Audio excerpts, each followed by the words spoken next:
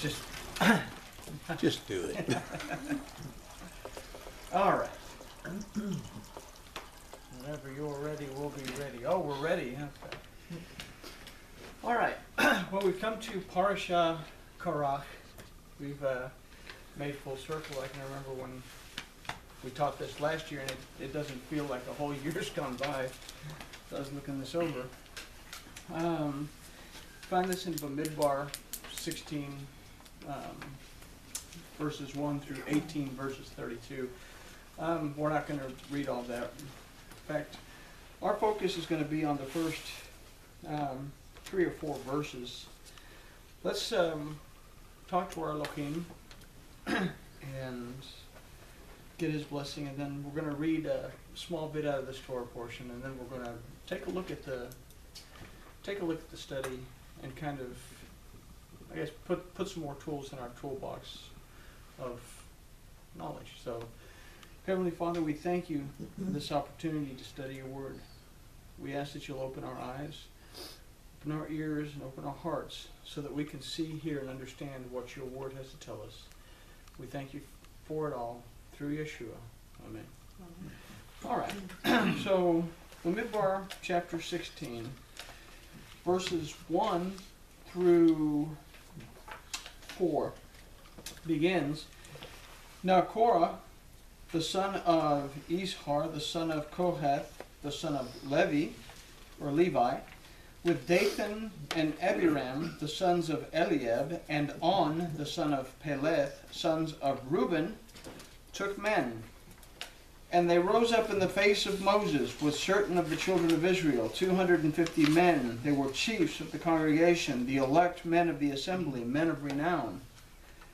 And they assembled themselves together against Moses and against Aaron, and said unto them, You take too much upon you, seeing all the congregation are set apart. Everybody's distinct to Elohim, every one of them, and Yahweh is among them all. Why then do you lift up yourselves above the assembly of Yahweh? And then it says, And Moses heard it, he fell upon his face. So, what's happening here? In our last Torah portion, we read in our last Torah portion that the children of Israel were getting antsy after having been told that you have to turn around and go back into the wilderness because you didn't take advantage of moving into the promised land when Elohim said, move into the promised land. So the children of Israel decide, well, we're going to take a leader for ourselves, one that can lead us back to Egypt. And there's a rebellion that's starting to take place. So this week's Torah portion is called Korach, in that we're going to read a little bit of the continuation of this when the Hebrews threatened to replace Moses with another leader because of their fear of giants in the promised land and their unbelief that they were able to overcome those giants and take the land that Yahweh Elohim had promised to them. They were ready and willing to forsake the promises that Elohim had made to them. They were ready to go back to Egypt. They're ready to go back to bondage. And that isn't really part of the scheme of things within this Torah portion, but let's consider that as an idea, that how many times we get pulled out of a situation and we have the opportunity to get into a better situation, that we're willing to say, this isn't worth it, I'm just going to go back to what I was doing. And I see a lot of people doing that they're not willing to take some chances to move forward. So there's an idea that sometimes it takes a little push to get past and to get into what you want to achieve, as opposed to simply saying, I give up, I'm going to just keep on doing what I was doing. So anyway, but let's take a look at this first verse. It says, Now Korach, the son of Ishar, the son of Kohath, the son of Levi, the son of Dathan, with Dathan, and Abiram, the sons of Eliab, and On, the son of Peleth, the sons of Reuben, took men. So let's begin by considering two words together. The first two words in Hebrew together that say Vayekach Korach, which means and Korah took. It doesn't mean that all these guys took. It says and Korah took. When we look at the word for took, it's lakach. And that's this word right here, lakach. Lakach is a word that more specifically means to lay a hold of, to seize, to take away. Let's consider the Hebrew letters in lakach. If we say it's to take a hold of, to take away, or to seize, something is happening here. First of all, lamed represents, what do we say lamed represents? Instruction. Okay? So we have instruction, but we say something's in the way because something is causing, there's the cough, it means, can mean to set apart, but it also means to divide or to separate. And then the last letter is the het, which means wall.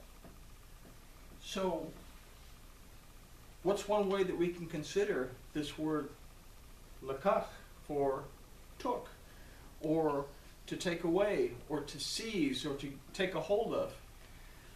One thing that we can consider is that instruction is set apart from us. We're divided from instruction because of a wall.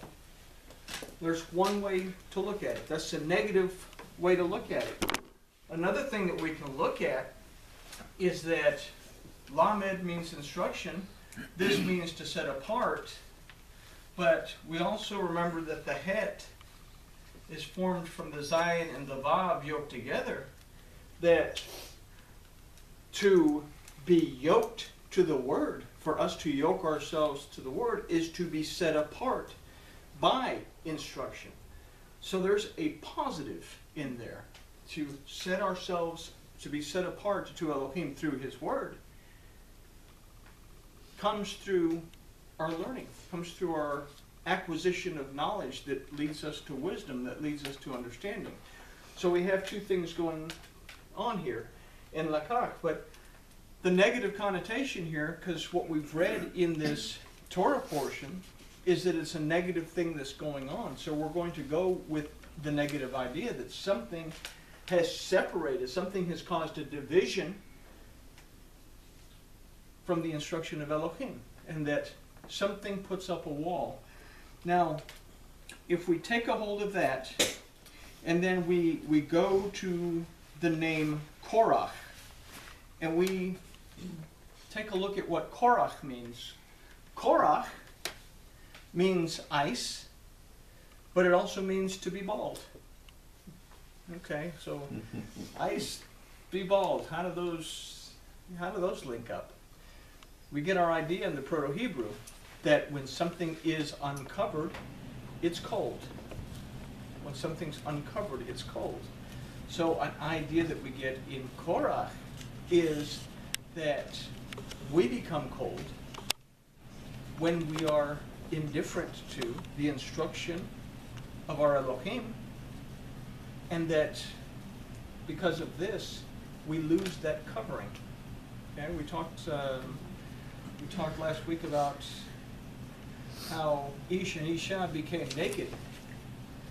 But the first idea is that when we rebel against the instruction, or even against the authority that's established by Yahuwah Elohim, we are uncovered, and thus we grow cold. Or we can also consider that we grow cold or indifferent to the instruction or the authority that's established by Yahuwah Elohim, that He withdraws from us, leaving us naked. So there's two ideas in Korach.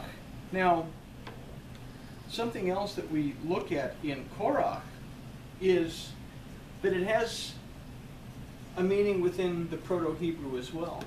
And if we look at the Proto-Hebrew, we have the Kof, which is a representation of the sun on the horizon. It's either coming up, bringing light, or it's going down, bringing darkness. The resh, the head, means authority. And then the het is a wall. So what do we get if we are considering that either the sun is coming up to bring light or the sun is going down to bring darkness? That is, how do we perceive things? Do we perceive it in the light, or can we not perceive it because all we see is the darkness? What is it that we're perceiving?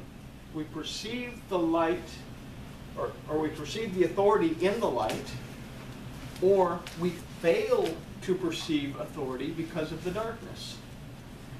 This leads us to the idea of het. Het is a wall, that we're either inside the wall or we're outside the wall.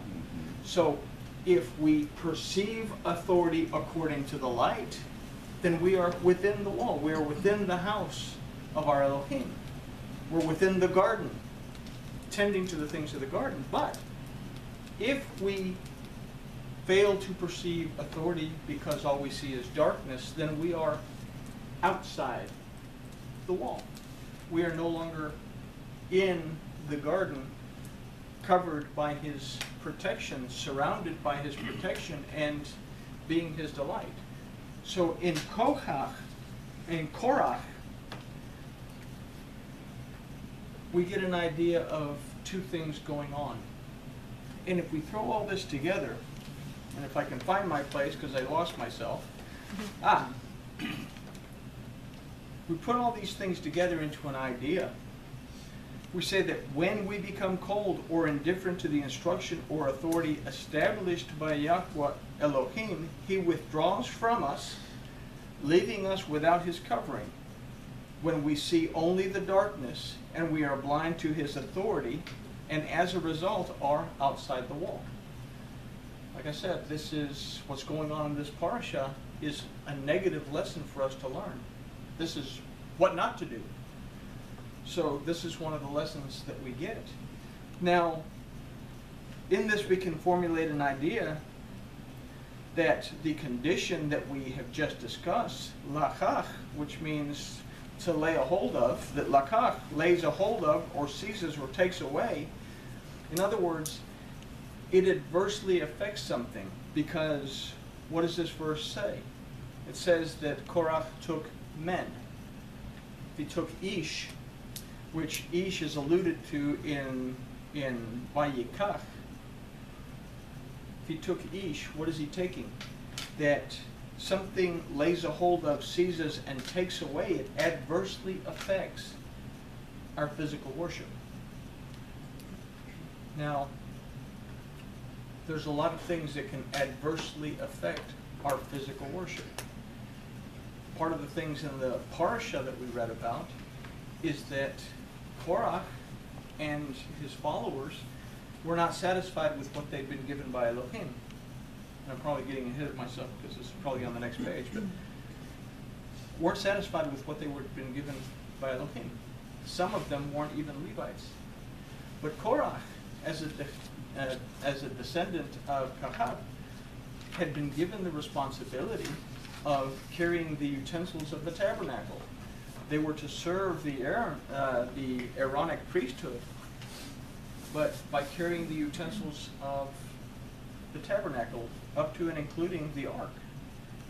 But he wanted to be a priest. He wanted more. But we're going to read about that in just a second. So we consider how we might now, this verse, this first verse, which we've read, now Korach, the son of Ishtar, the son of Kohath, the son of Levi, the son of, with Dathan and Abiram, the sons of Eliab, and On, the son of Peleth, the sons of Reuben, took men. If we were to literally read this verse,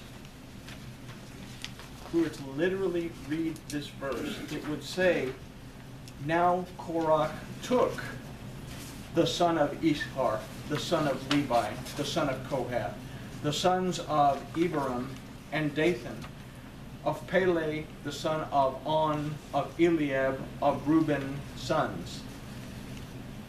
It says, and Korah took all of these things. If we were to read it literally, Hebrew word for Hebrew word, putting the English word where the Hebrew word is. Everybody with me on that? Uh-huh. We read it literally. So let's see what this rebellious nature of Korah brings. We say Izhar means shining oil, but its Proto-Hebrew meaning is to be pressured. It means to be an enemy, to have trouble, distress, and affliction. Levi means joined to, but it comes from a Proto-Hebrew meaning that doesn't just mean the joining of people, but it means to be joined to a debt. Kohath means assembly or ally, or to ally oneself to something. Abiram means my father is exalted, but comes from a root that means to exalt and magnify oneself. Dathan means belonging to a fountain. That's a good one.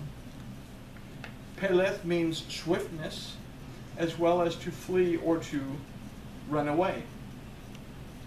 On means wealth, but it comes from a root that means trouble, wickedness, sorrow, iniquity, and idolatry. Eliab means El is my father, and the Proto-Hebrew of this name illustrates being from the house of authority and having the power to judge. Reuben means behold a son. Comes from the root ra, which means to perceive and discern, and it comes from ben or bene, that also that although it does mean sons, it comes from the root bana that means to establish or to restore. So if we consider what is being laid a hold of or seized in that Korah took, we get an idea starting to develop here that we can read what is laid a hold of or seized. And we read that when we become cold or indifferent to the instruction or the authority established by Yahweh Elohim, He withdraws from us, leaving us without His covering. When we see only darkness, we are blind to His authority, and as a result, we are outside the wall, hidden behind the wall of sin. Lakach, took, lays a hold of, seizes, and takes away. In other words, it adversely affects our physical worship. We lay a hold of or seize Ishar. We lay a hold of or seize pressure, trouble, distress, affliction. When that cover of Elohim isn't with us, we feel the pressure, we feel the trouble, we feel the distress, we feel the affliction. Levi, we take on or rejoined to a debt that we cannot pay. When we step away from our Elohim, when we're in rebellion, we're saying, I can cover this debt, not realizing that we cannot restore, redeem, or deliver ourselves. But we try to because we sew fig leaves together from what we learned last time.